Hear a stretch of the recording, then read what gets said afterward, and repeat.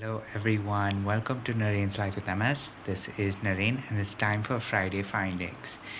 And before I start talking about both of the articles that I have today, I do want to mention that the studies that I will discuss and uh, the respective articles, they focus on something that is maybe a little um, less focused on a certain medication, and more so than just a certain medication. It focuses, at least one of them focuses on a certain supplement, while the other one actually focuses on something that a lot of people do have certain um, certain questions about. And that is why I think this is definitely another step, definitely not in the same direction as all of the medication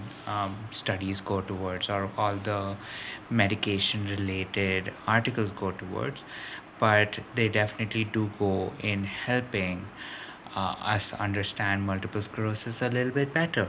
So, with that said, why don't we begin this episode of Friday Finding? So, on to our first article, which actually discusses the role of lipoic acid on progressive multiple sclerosis treatment.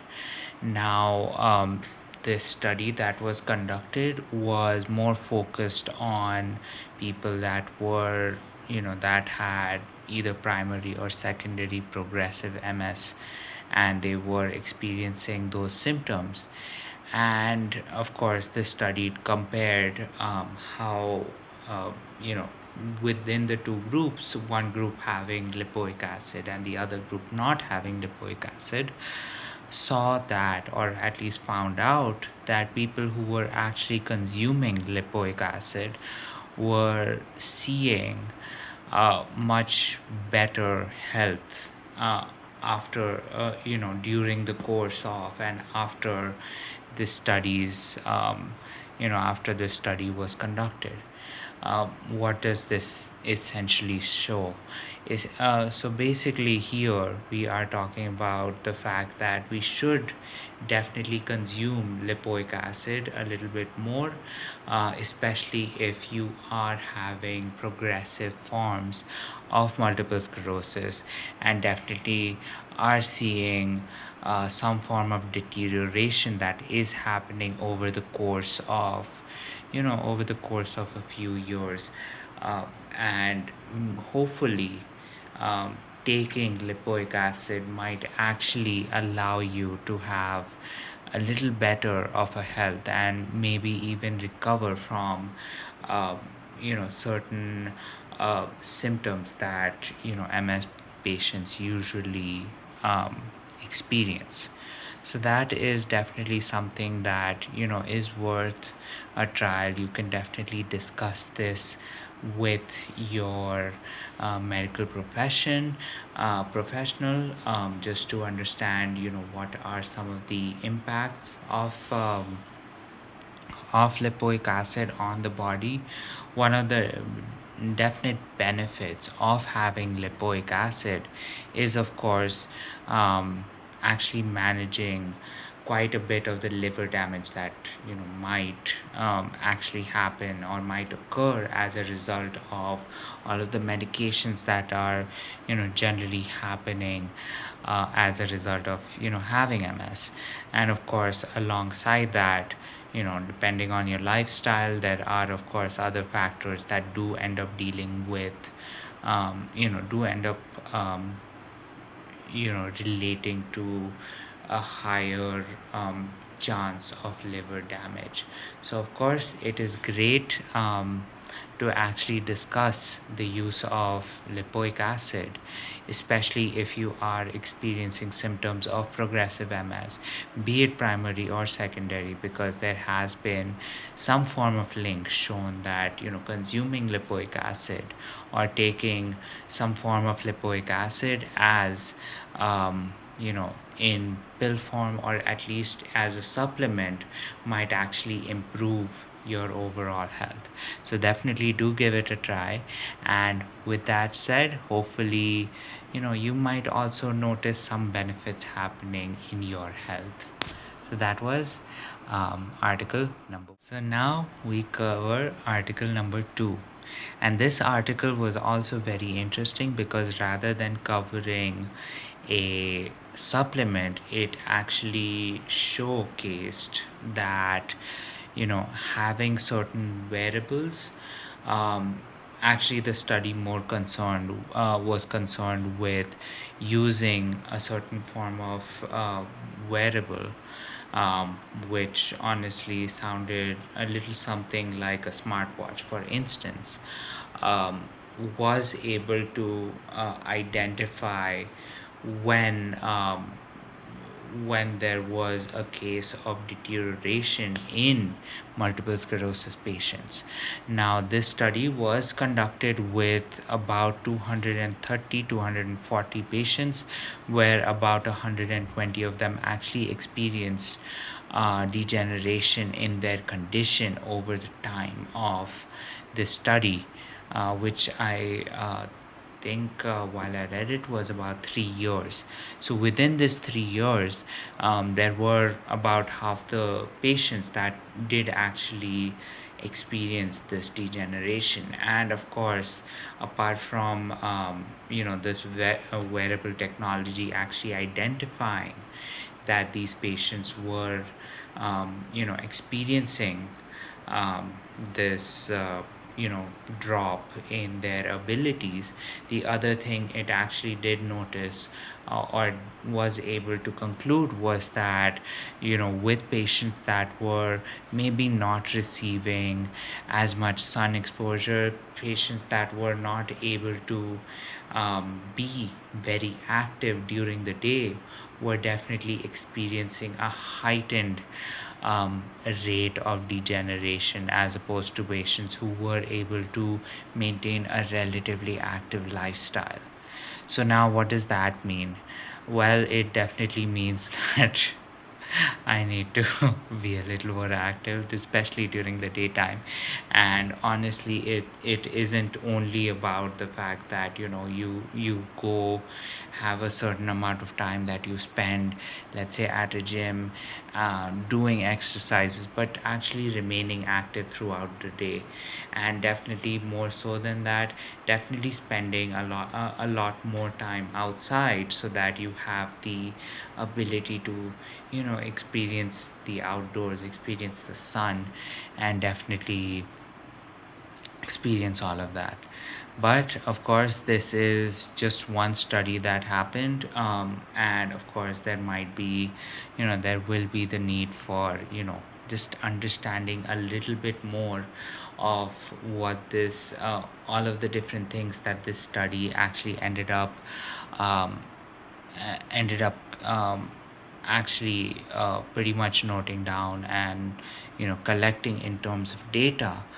But with that said, of course, one thing that is very apparent is that MS patients who generally tend to be on the more active side do end up experiencing less symptoms, or at least not, if not less symptoms, they definitely do not experience as big of a progression in their disease as compared to patients who generally stay a little more in a more sedentary lifestyle. And while I say that, I am literally thinking about the fact that I end up having to have a sedentary lifestyle for at least half of the day. So I definitely need to find ways to improve on that, to pretty much feel a little more active, definitely act a little more active, so that I can actually see those benefits myself, considering everything else seems to be working, um, seems to show all of this. So that was actually article number 2. So with both of these articles. I hope that you did gain some knowledge, did gain some insight on what both of these articles had to say. Now, of course, I did not give as deep an exposure to either article as the or I did not give as much exposure to the study as the articles have done. So definitely do read these articles so that they can actually help you in understanding what the main purpose of both of these studies were. But it's pretty apparent that there are certain things that people are actually finding on a daily basis, and a lot of times it is not just the fact that we have medication out there for MS that is actively targeting symptoms or a patient's current condition, but also things such as maintaining a certain type of lifestyle and maybe even consuming certain types of uh, consuming certain types of over the counter uh, vitamins and supplements that can actually improve your conditioning, right, your physical conditioning, and of course also making sure that your mental health stays as good, your mental health stays relatively positive, because definitely having a condition like multiple sclerosis can sometimes actually lead to definitely very sad thoughts, very depressive thoughts. So definitely, apart from just keeping yourself on a healthy note, sometimes it is also important to get the endorphins flowing, making sure that you are consuming supplements that your body is probably not making to a very high degree, so that um, you can definitely get a boost and definitely see what ends up actually working for you. Because of course there are definitely cases out there for people who have definitely gone from being in a wheelchair to actually walking. There have been cases of people who were maybe even bedridden and have gotten back on their feet.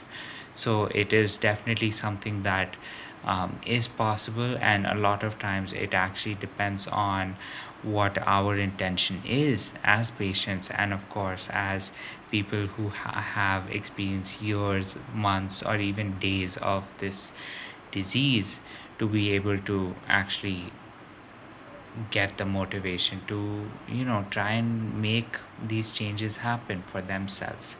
So yes, please do check out these articles.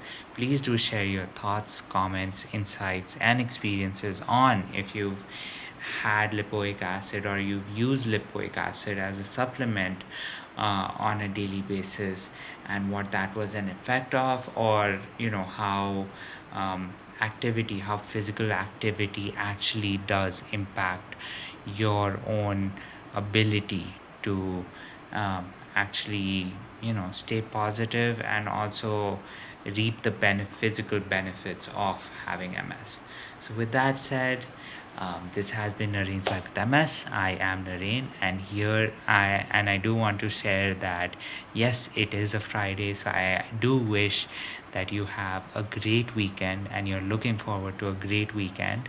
And with that said, here's wishing you a good night, sweet dreams, and I will talk to you tomorrow.